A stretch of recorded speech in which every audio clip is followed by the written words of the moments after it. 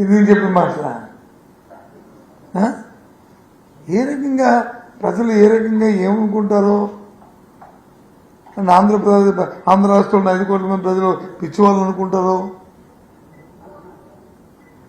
ఆలోచించేయండి.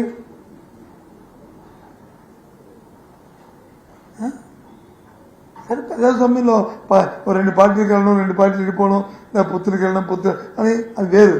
ఇదంతా ఎప్పుడు ఒక 3 నెలల క్రితం జరిగిన సంఘటన.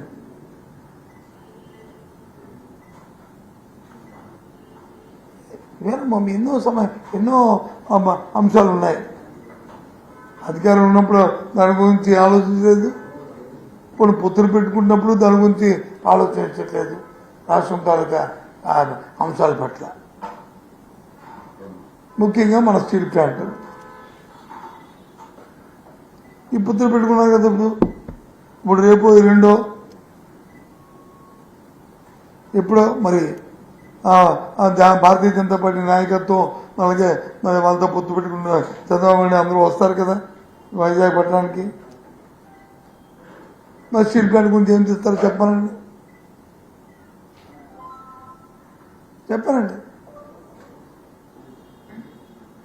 ఏమి ప్రజలకి ఏమి నిర్ణయిస్తారు? అసలు ఎక్కడ ఒక ఎథిక్స్ లేకపోతే, ఆలోచన లేకపోతే, ఎన్నో మాట్లాడారు మా ముఖ్యమంత్రి జగన్మోహన్ రెడ్డి గారు. అధికారం అనేది కాదు ముఖ్యం, చరిత్రలో ఏదైతే ఆ యూనిక్ పేజీలు ఉంటాయో అందులో నా పేరు కూడా ఉండాలని కోరుకుంటాను తప్ప అధికారం కోసం వెంపర్లాడను అని మాటని నేను చెప్పారు. దాన్ని వక్రీకరించుకొని బతికి వచ్చి ఏదోదో పాపం అమాయకంగా ప్రజలు అమాయకం అనుకుంటున్నారా? అది ఛాలెంజ్.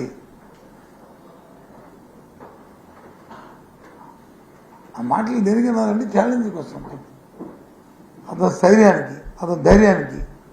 నేను 5 సంవత్సరాలను ఈ రాష్ట్రానికి మంచి చేశాను కాబట్టి ప్రజలు నన్ను హర్షిస్తారు అనే ఒక ఆత్మస్థైర్యంతో మాట్లాడిన మాటలు, అంతేగాని చంద్రబాబు నాయుడుగా పిరికి మాటలు కాదు.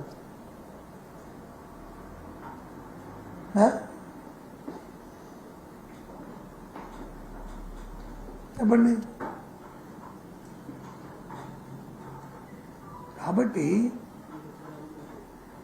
ఏది ఏమైనప్పటికీ కూడా ఈ సభలో విజయంతో అవడం, ఈ పొత్తులు చూసి ప్రజలు వచ్చి అసహించుకోవడం, ఇంకా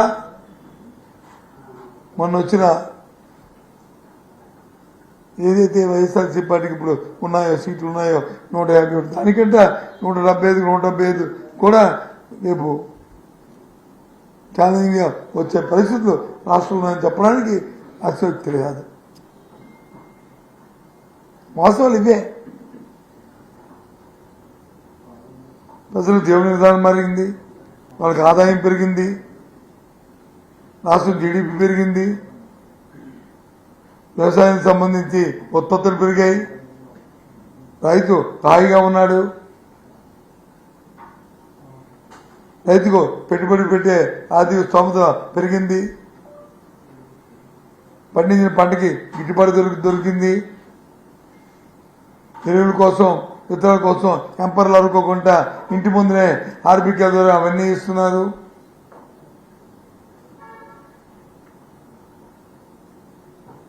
అన్ని వర్గాలకు కూడా ఇవాళ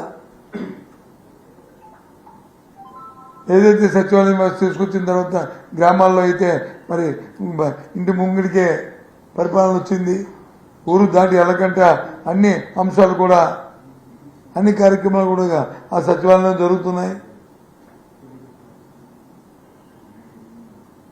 వాళ్ళ పిల్లల భవిష్యత్తుకి మంచి రాచిపాట దొరికింది, ఇంగ్లీష్ మీడియంతో చదువుకుంటున్నారు,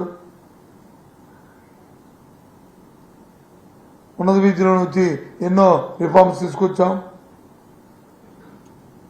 ప్రపంచంలో ఉన్న అన్ని యూనివర్సిటీలతోనూ ఆన్లైన్ ఎగ్జామ్స్, ఆన్లైన్లో వాళ్ళు చదువుకునే ఏర్పాటు చేశాం.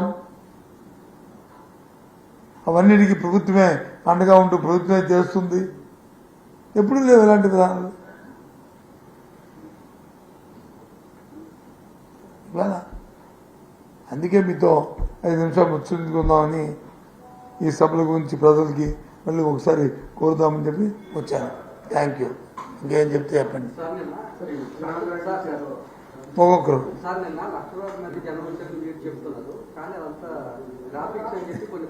అదే మరి పచ్చగా ఉన్నట్టు పచ్చగా ఉంటుందని ఎలాగైతే చంద్రబాబు నాయుడికి ఇంకెవరో ఉన్నారు కదా అలా బయో అలా సెలబ్రిటీ వాళ్ళకి ఎలాగైతే పెడతారు గ్రాఫిక్లు ఈ ఫోటో పక్క కూడా అలా పెట్టేసుకున్నాం. ఇది చూస్తే తెలుస్తుంది. ఇప్పుడు అలాగనుకొని ఆ బల్బుతో ఉండమని ఎవడుతున్నాడు? ఎవడో నవ్వుతాడు ఆ గ్రాఫిక్ అంటే. ఆ భ్రమలో ఉండమనండి ఆ పత్రికల్ని ఆ నాయకుల్ని. మీ వద్దానులే లక్షలాదిగా మన భీముపట్నం జరిగింది, మన భీముల తగలబోస దగ్గర, ఏలూరులో జరిగింది, రాప్తాలో జరిగింది, నిన్న వచ్చి బాపట్ల అయ్యేలో జరిగింది. ఇవన్నీ ఒకటికి మించి ఒకటి. ప్రజలు స్వతహాగా ఆల్మండ్ కాలు వచ్చి అమ్మ జగన్మోహన్ వస్తారు ఏం చెప్తారో 5 సంవత్సరాలు మనకు వచ్చి ఆయన మంచి పరిపాలన అందించాడు, ఆయనకి మన తాలూకు మద్దతు తెలుపుదాం, మనకు కూడా భాగస్వాములు అవుదాం, కార్యకర్తలకు వచ్చి భరోసా వచ్చింది, ఇక మళ్ళీ ఈ ప్రభుత్వాన్ని తెచ్చుకోవాలి, సామాన్యులకు అందుబాటులో ఉన్న ప్రభుత్వం ఇది అని చెప్పి వచ్చారు. పత్రికల ఇప్పుడు ఒకరోజు ఏం మంచిగా ఇస్తే నన్ను వచ్చి ఇవాళ చెడుగా రాశారని అనుకోవడానికి వాళ్ళకి అలా పచ్చగా ఉన్నాడు వాళ్ళకి పచ్చగా ఉంటుండదు అంతే. మనం ఏం చేస్తాం? ఏం చెప్పావు?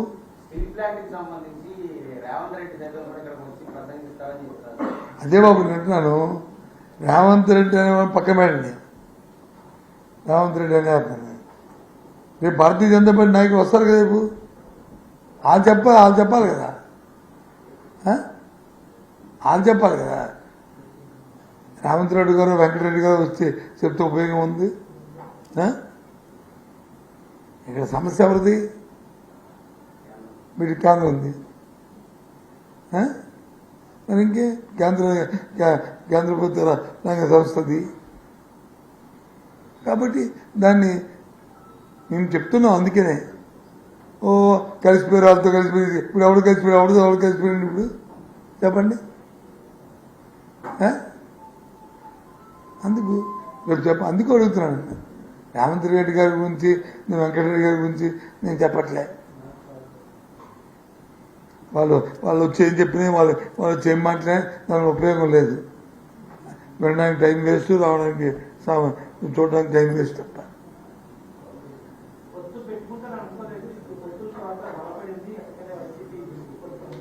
మాకెందుకు?